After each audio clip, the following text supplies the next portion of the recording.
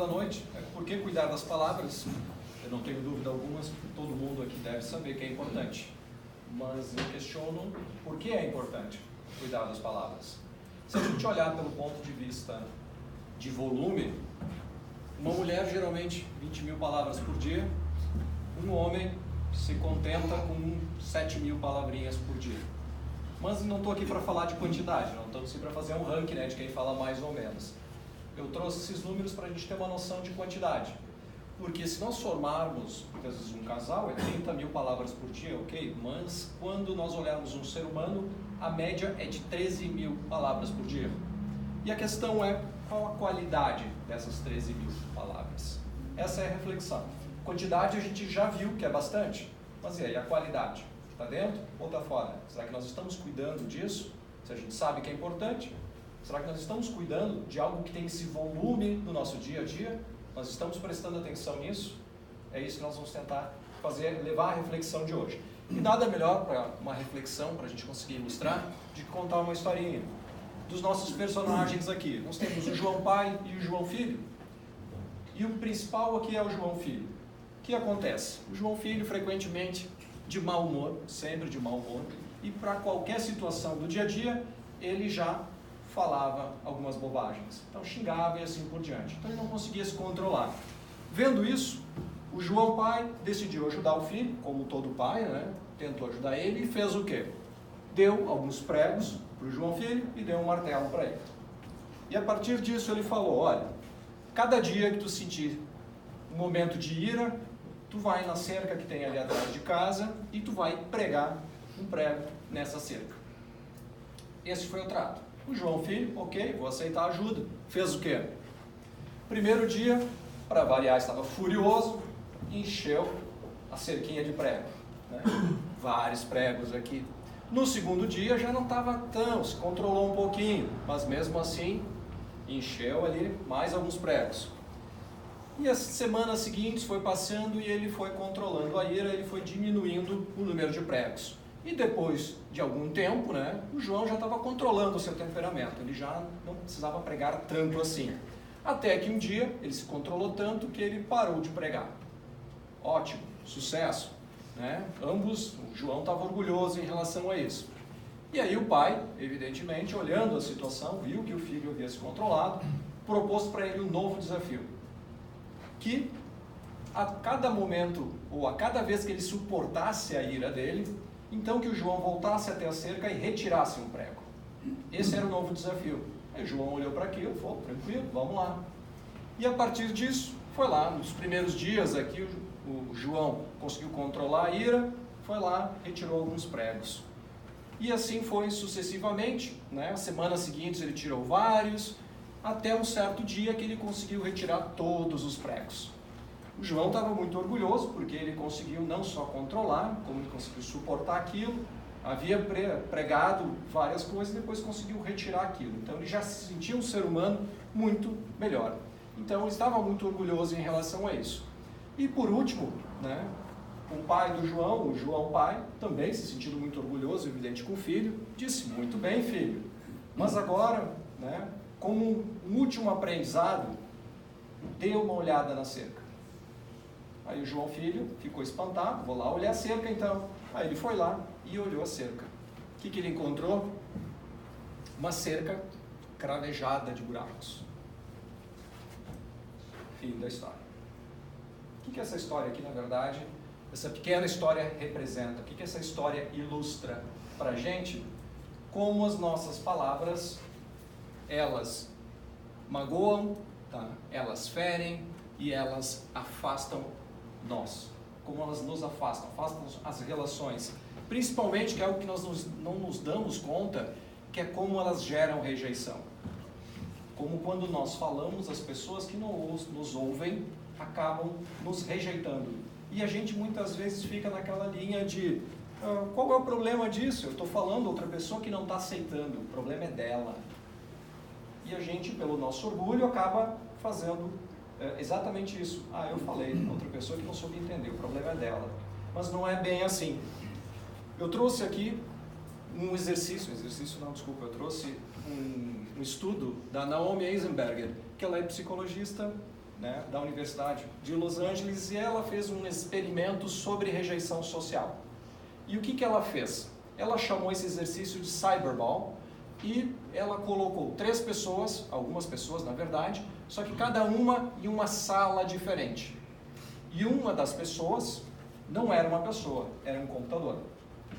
Então essas pessoas não se enxergavam, elas estavam em salas diferentes e elas estavam jogando este jogo chamado cyberball, que era muito simples, consistia em pegar a bolinha e a pessoa de uma sala jogava para outra, ela jogava para o terceiro e do terceiro passava para o próximo e ficava nesse circuito aí. Um joguinho muito simples, ok? Só que o que aconteceu no segundo momento? Ela programou o computador para em determinado momento fazer uma situação um pouco diferente, ou seja, a bolinha saía do jogador 1, ia para o jogador 2 e ia para o computador. Neste momento, depois de um certo período, o computador retirava um dos jogadores de cena, simplesmente ignorava esse jogador e começou a interagir somente com outro jogador. O que aconteceu? Aconteceu que este jogador se sentiu rejeitado. Não passavam mais a bola para ele. E aí, por mais simples que isso possa parecer, causou uma rejeição enorme. Fortes respostas deste jogador. Inclusive com aqueles sinais para a tela, sabe? Fortes sinais em relação a isso. Parecia bobinho, né? Todo mundo aqui acha bobinho isso. Mas por que houve essa reação, essa forte reação, essa forte resposta que houve em relação a isso? E aí, a Naomi foi estudar o porquê, evidentemente, e qual a conclusão dela? Que a descoberta que a área do cérebro que foi afetada pela rejeição é a mesma área rejeitada pela dor. Essa é a grande descoberta. A área do nosso cérebro que responde pela dor é a mesma que responde por esse tipo de rejeição. E aí, na sequência, um outro psicólogo chamado Ethan Kross, ele avança no estudo da rejeição e ele chega a conclusões ainda um pouco mais sofisticadas. Ele conclui que queimaduras de pele, a dor é a mesma de um coração machucado. É a mesma coisa. A área do cérebro, como a gente já viu, é a mesma área. Então a dor de uma queimadura, por exemplo, é a mesma de um coração machucado. Ou seja, os sentimentos viram dor física. Isso vocês já devem saber, né? De quando a gente está um pouquinho debilitado emocionalmente, dói. Dói o coração, dói o peito, dói uma série de coisas. Porque as nossas palavras, na verdade, elas são carregadas de quê? Energias, emoções, por elas originadas. Ou seja, quando nós pensamos ódio, inveja, amor, carinho, as nossas palavras, quando nós falamos, elas levam exatamente essas emoções e essas energias. E como diz no livro Respostas da Vida, do Chico Xavier, a palavra é um fio de sons carregado por nossos sentimentos. Bacana isso. Fio de sons carregados por nossos sentimentos. Em razão disso, aquilo que sentimos é o remoinho vibratório que nos conduzirá a palavra ao lugar certo que nós propomos atingir. Seja ódio, seja amor, tanto faz. Um fio de sons carregados nos nossos sentimentos. Isso que a palavra significa. Então, quando nós usamos palavras sarcásticas, cruéis, rudes e maldosas, o que a gente está fazendo de fato? A gente está pregando pregos no coração de quem está ouvindo. Essa é a analogia. Quando a gente usa essas palavras. E a gente cuida exatamente para não falar isso? Não, né? Às vezes a gente faz questão de falar isso. Porque o nosso orgulho domina e a gente está pouco se importando com empatia, está pouco se importando com o outro. A gente quer, na verdade, que ele sinta aquilo mesmo, né? Mas vocês vão ver que não é tão simples assim. E, lamentavelmente, quando a gente fala, a gente deixa marcas profundas no coração do outro. Ou seja, eu fui lá, eu falei coisas ruins, eu preguei, mas depois eu me senti um pouquinho mal, aí eu peço desculpas. A questão é, esse pedido de desculpas resolve? A gente foi lá e tirou o prego, mas o que sobra? Os buracos, como na cerca. A gente pregou, ok, a gente teve a hombridade, a gente foi lá retirar também, mas resolveu? Não. Simplesmente está lá o buraco ainda. Essa é a questão. Que muitas vezes nós só achamos, nós falamos aquilo que a gente quer. Ah, me arrependi e pedi desculpas. Legal, mas será que resolveu? Eu dei uma facada em alguém e depois vai para casa tomar uma aspirina. Será que resolve? Acho que não, não é por aí. Por outro lado, quando a gente usa palavras doces, sutis, confortantes e verdadeiras, existe algo diferente. E eu vou só reforçar que palavras doces não é mimimi, amorzinho, não é isso, tá? Palavras doces é simplesmente quando tu consegue colocar a palavra certa no lugar certo, né? Isso é doçura. E quando a gente usa estes termos, mesmo que seja num coração já maltratado, aqui perfurado, ocorre o quê? A melhora, a cura dessa situação. Então, embora as palavras sejam tão dolorosas quanto socos, e acho que todo mundo aqui já teve essa experiência, né, de sentir um soco através da palavra, embora isso seja verdade, a própria Eisenberg, que ela fala que quando nós damos apoio aos outros, ajuda a abrandar a dor dele. Quando nós ouvimos simplesmente ou falamos coisas boas para as pessoas mesmo machucadas, nós temos essa capacidade de abrandar a dor do outro e curar a nossa própria dor. Isso que é o mais interessante. Então, quando nós estivermos mal, né, com o coraçãozinho machucado, tanto ouvir quanto falar ajuda a curar o outro como a nós mesmos. A importância disso, né? Isso é muito relevante. Só que aí vem a segunda pergunta, né? A dúvida sobre a sinceridade. Isso é bom ou isso é ruim? O que vocês acham? Tem muita gente que é o tal do sincericida, né? Eu não me importo com o que o outro vai achar, eu sou sincero sempre. E julga isso ser algo muito bom. Só que nem sempre é algo bom, porque isso é um excesso. Assim como eu posso dizer que quando eu não falo, eu sou dissimulado, eu sou falso, ou seja, aí eu estou na falta. Então, quando a gente fala de sinceridade, interessante é sempre o quê? O equilíbrio, é estar no meio. Nem excesso, nem de falta. Eu tenho o bom senso, muitas vezes a empatia, de olhar a situação daquele irmão que está conosco ali e tentar ser o mais verdadeiro, sutil e doce possível. Esquecer as outras palavras, por mais que a gente julgue, que é nós que julgamos, que ele mereça ouvir aquilo. Quem somos nós para julgar se ele merece ou não ouvir aquilo? Então, muito cuidado com isso. Na obra Obreiros da Vida Eterna, tem os trechinhos que falam exatamente sobre como nós devemos colocar as palavras. Ó. Há que ordenar as palavras e selecioná-las, criando-se campo favorável aos nossos propósitos de serviço. A conversação cria um ambiente e coopera em definitivo para o êxito ou para a negação. Quem aqui já não teve essa experiência de muitas vezes estar num grupo ou com uma única ou algumas pessoas e só a forma de conduzir, a forma de falar já resolve muitas vezes aquela situação que está sendo enfrentada. A gente só na nossa postura, na comunicação, às vezes não verbal, a gente já arranja confusão.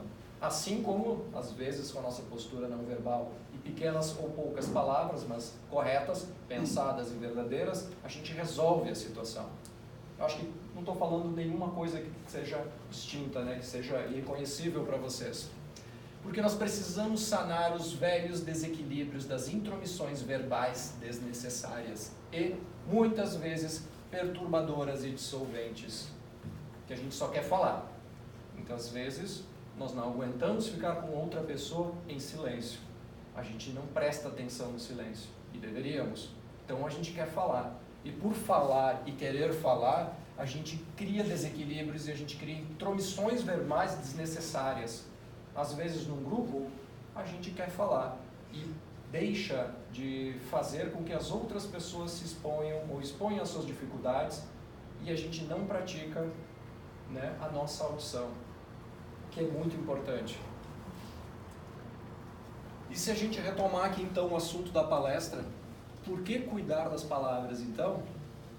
Simplesmente porque as palavras interferem na nossa realidade, tanto positivamente quanto negativamente. É nós que escolhemos isso. E ao contrário do que muita gente acha, tá? O pensamento cria e a palavra potencializa. Mas primeiro cria pra gente antes de ir pro outro. Isso que é o mais importante. Então, quando a gente não tem esse exercício de empatia e a gente está emanando coisas ruins, vamos colocar assim, através da palavra, primeiro a gente cria para nós. Então, por que cuidar das palavras? Porque se eu falar algo ruim, eu estiver emanando algo ruim, primeiro eu vou criar para mim.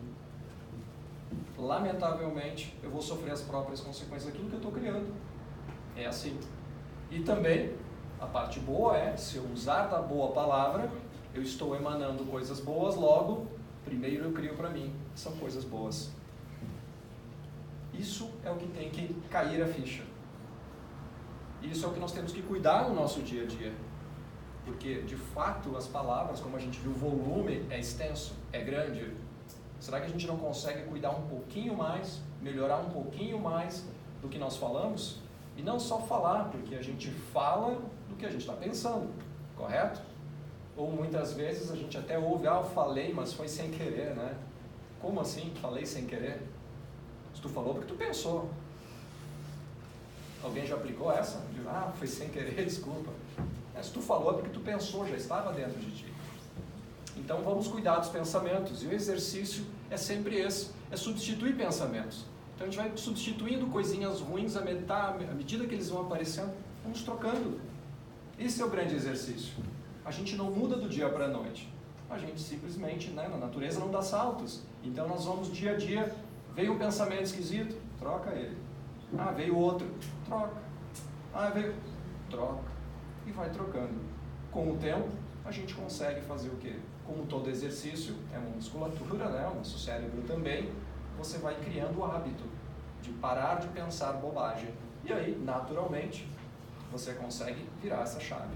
Você consegue pensar antes de falar. E quando fala, tenta colocar as palavras certas. As palavras que vão construir, colaborar, e não o contrário. Algumas referências aqui sobre, recomendo Horizontes da Fala, do João Nunes Maia, que fala especificamente sobre isso, além dos outros 2 livros que eu já falei, e Horizontes da Mente também.